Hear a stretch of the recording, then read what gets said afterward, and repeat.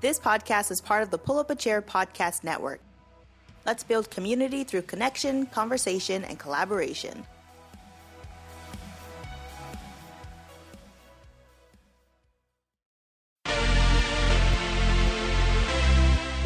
This podcast is sponsored by Lever Consulting, editing with a purpose.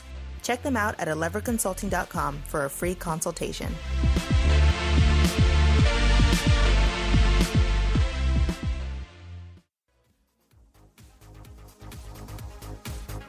I never wanna get used to the sound you whispering in my ear. Hey friends, you're listening to the Cat and V Show. Pour yourself a juicy cup of tea, grab a seat, and get ready for us to dish. Hey guys, welcome to the Cat and V Show. In this week's episode, we will be basically catching up where we left off in the last How's That Working For You episode, which was a life update. If you haven't checked out our other podcast, How's That Working For You, it's all about mental health and breaking stigmas. Every few weeks we do a life update video just to show you that a person with mental illness can live a successful and full life. This week's episode from How's That Working For You ended up being a little hectic and all over the place, so we decided to have the ending of that put here. So if you haven't heard that episode already, be sure to check it out because, well, it's part 1 and this is part 2, and 1 always comes before part 2. Girl, this better be the fucking last week we do this stressed out because, like, it's not good for our content. Like, it's really not good for our content.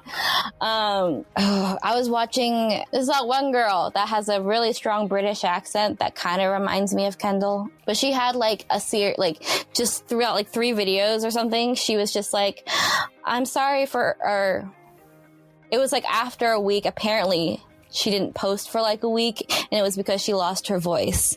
And she was just like, I'm so sorry, and all this stuff. And I was like, girl, you don't have to apologize. Like, you fucking lost your voice. And then it's just like, that's the difference between working for yourself and working for somebody else. You know? It really is. Like, so that's our like unpublished lesson for today. It's like, Jesus.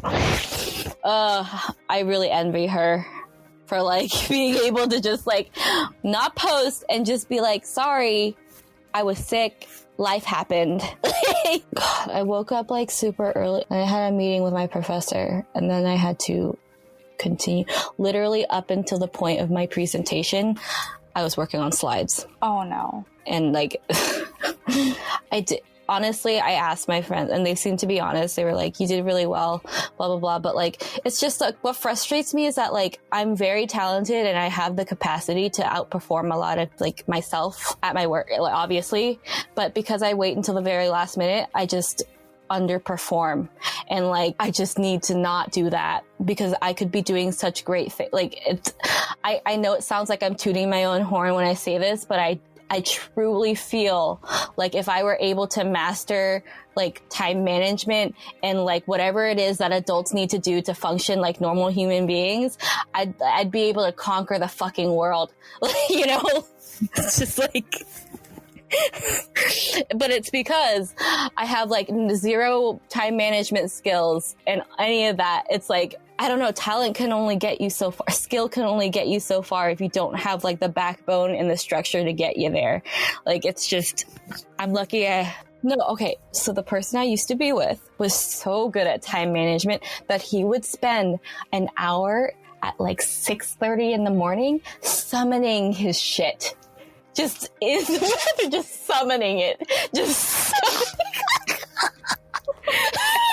Wait, how do we get on this topic? I don't understand. I don't know, but it's just, but it would be like, if I really wanted to disturb him, if I really wanted to fuck up his day, I'd yell, are you pooping? While he was pooping, and then that just messed his whole day up. I would do that every day. Every single day. Yeah.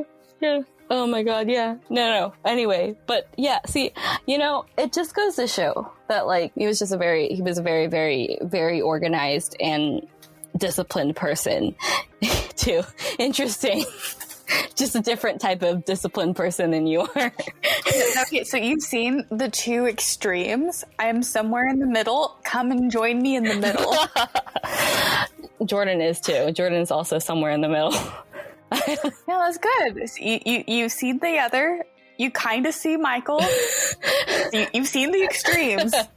Come to the middle. Okay, Come to the middle. That's why I'm like, you know, I honestly, I've worked with a life coach, and that made a difference. It has truly made a difference. You've seen the difference, right? Okay.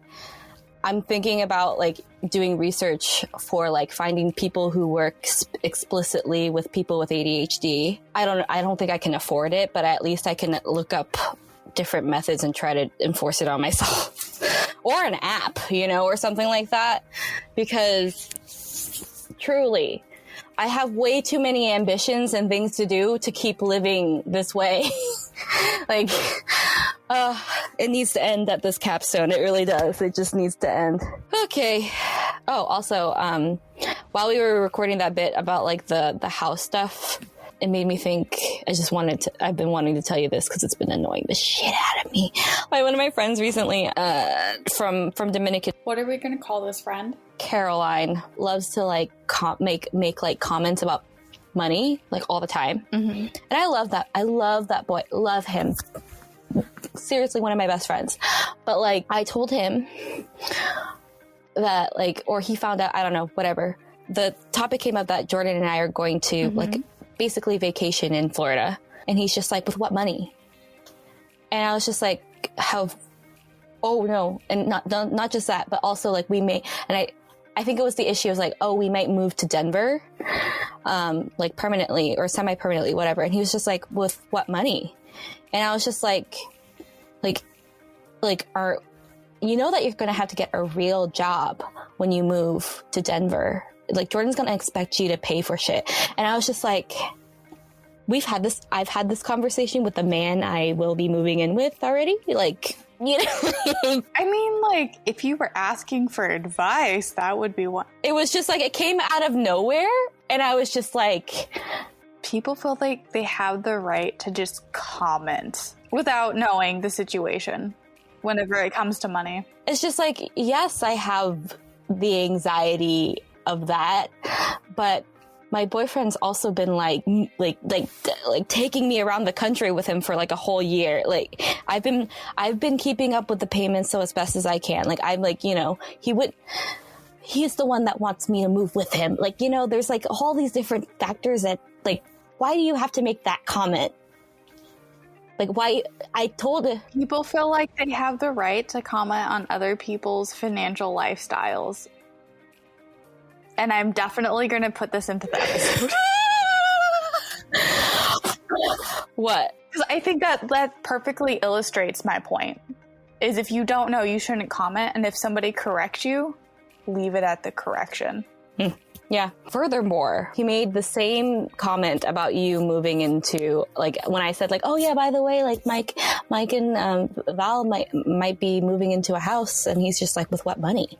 And I was just like, this happened like a different day. You can tell him my dad was killed by a hospital employee. Yeah, but like this happened like after, like it was just like a different day. Mm-hmm. And it like it's just been building, you know, like the frustration is just like, yeah. And so I was just like, what do you mean by with what money, Caroline? You haven't like you haven't kept in contact with these people for years now. Like what? You don't know anything about their lives. Like I snapped at him. I was just like, you. I love you. I love you so much.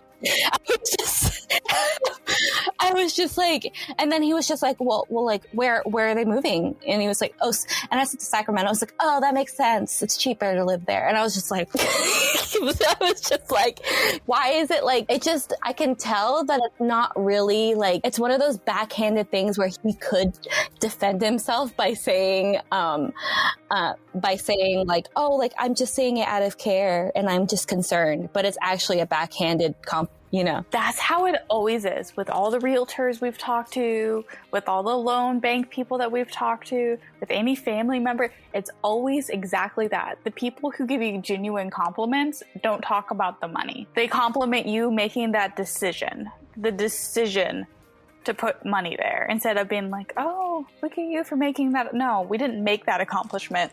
My dad dying made that accomplishment. And it's fucked up. The way people are about money is all just fucked up. All the different ways. I mean, like, I think that with Caroline, a different take on it, because I think it's like, it's almost from like an opposite perspective, but an equally toxic one. You know, like... Yeah, like, how are they able to accomplish that? They don't seem like they... Yeah, it's like, I don't know. I just... But it was just like, it was building. Because I hadn't, like, said anything. I was just like, you know what? Like, it's just Caroline. Whatever. It's just... And I was like... And you know, I can take it for myself. That's fine. You come for my friend, I will fucking fuck you. Like, I was just like, you... Like, I was... No. It's just, you shouldn't be saying that.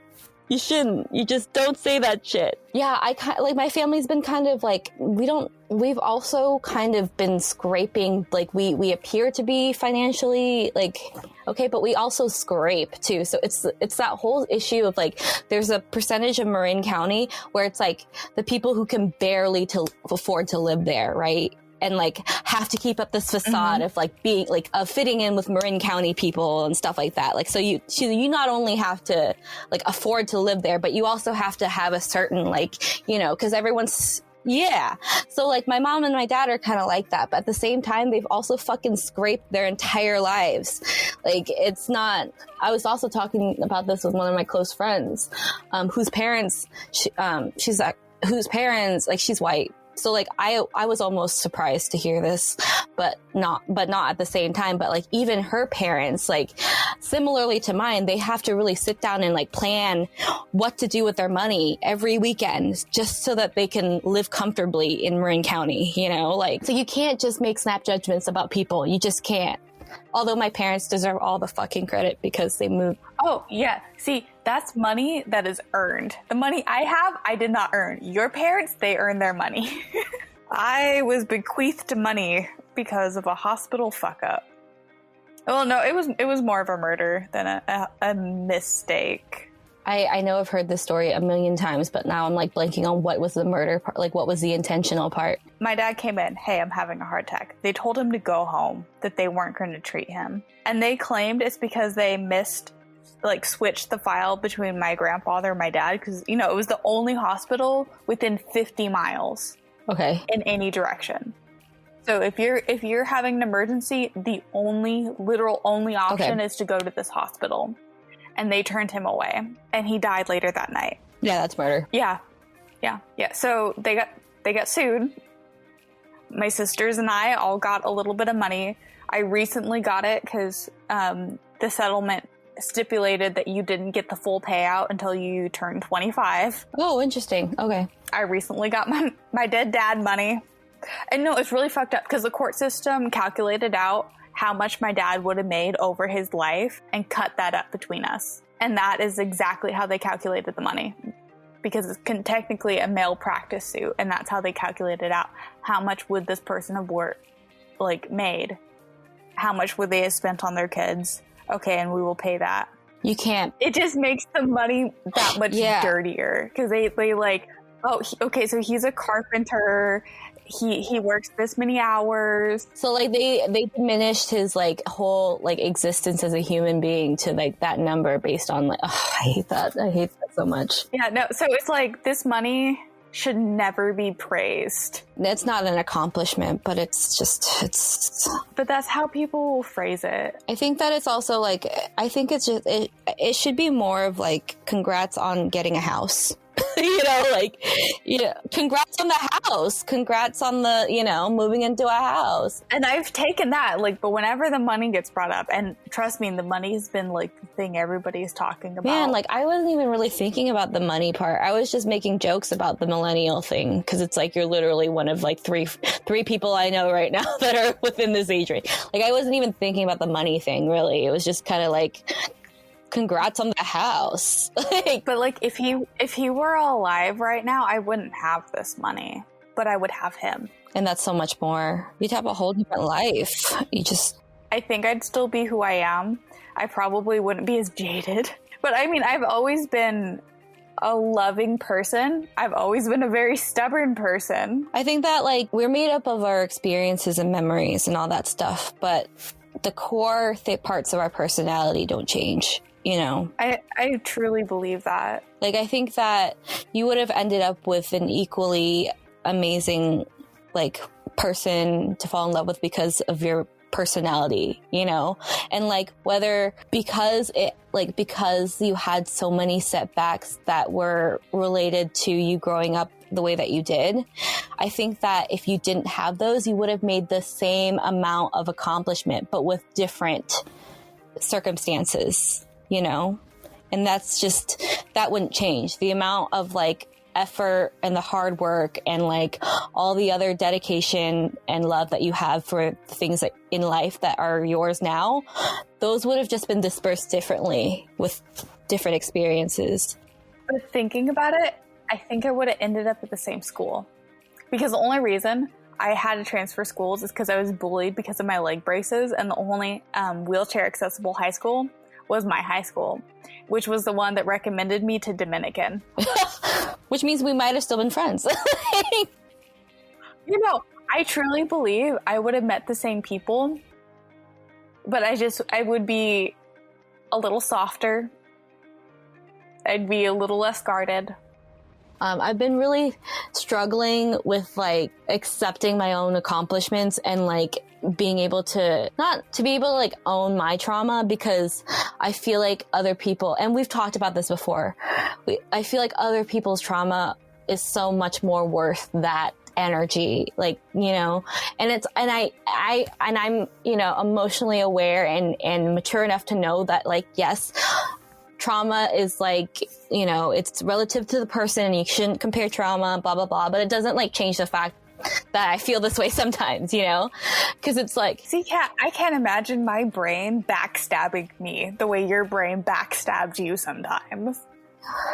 Yeah, but like, you know, but it's also like part of the, is it the stigma? It's not, what's the word? I don't know if it's stigma, but it's like, it's part of that, like the fact that sometimes mental illnesses aren't seen as actual disabilities, you know? So like part of that still sticks with me, where it's like, how much of that was within my control, and like, you know, and like how much of it was me, like actually me. So I do struggle with that a lot.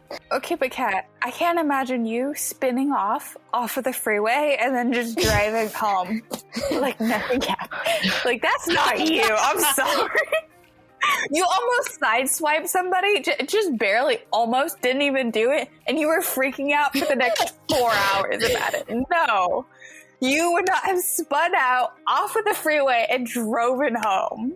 I don't care. Whatever happened to you was not in your control, and you shouldn't feel guilty. You should just learn from it and love your medication. I don't know, because without all that though, like with all the privilege I had, with all the opportunity I had, like and I think this is a little bit of my like family coming in and like prodding at me too. It's just kind of like they expect me to be like the best out of all of them because I had the most privilege, I had the most opportunity because I was born here in the United States. Well, you should blame them for your bad brain chemistry. It's like, yeah, but you gave me all that, but you gave me bad brain chemicals. Like, no, but that's like my parents though. Like my cousins. Well, I guess they gave me like tons of trauma. Like, yeah, they gave you the environment that helped triggered your early episodes. I don't know. Aside from that, another thing I've just been thinking a lot about my experience in context with like all the people I know and like all the other stories. Like everyone's struggled with something, you know, stuff like that. But it's just like, I just don't think that my mental health struggle, like I literally, like I had both my parents growing up. My parents were comfortable. I mean, somewhat. Ignore what I said earlier. But like, yes, they're comfortable. They gave me the opportunity to grow up in a very, very nice neighborhood with like, you know, lots of opportunity.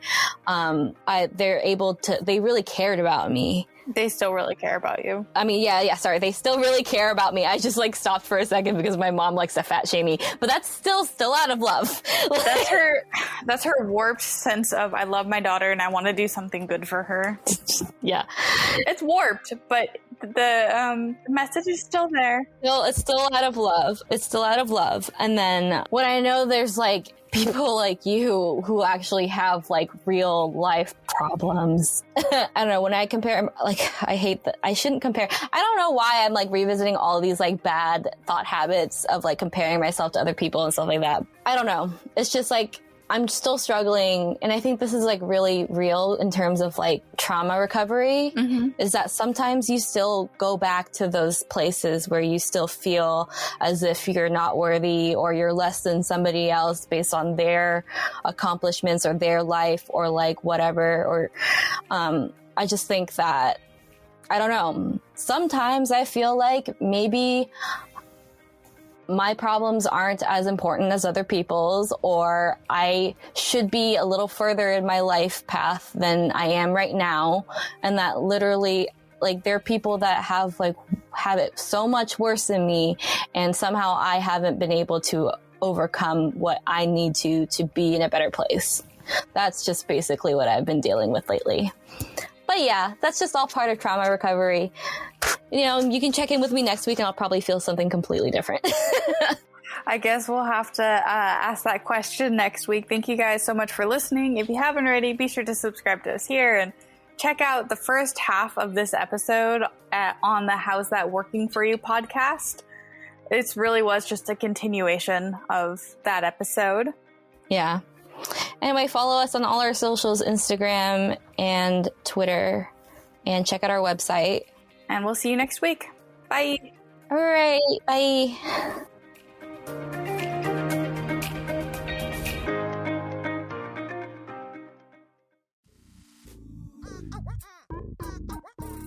Drink Something, Say Something is the podcast for those of you who are tired of other beer podcasts. Tired of the jargon, tired of all the rigmarole. We're going to bring on brewers, bartenders, and everything in between to talk about anything and everything from beer to the rest of the universe. Come crack one open with us every other Thursday.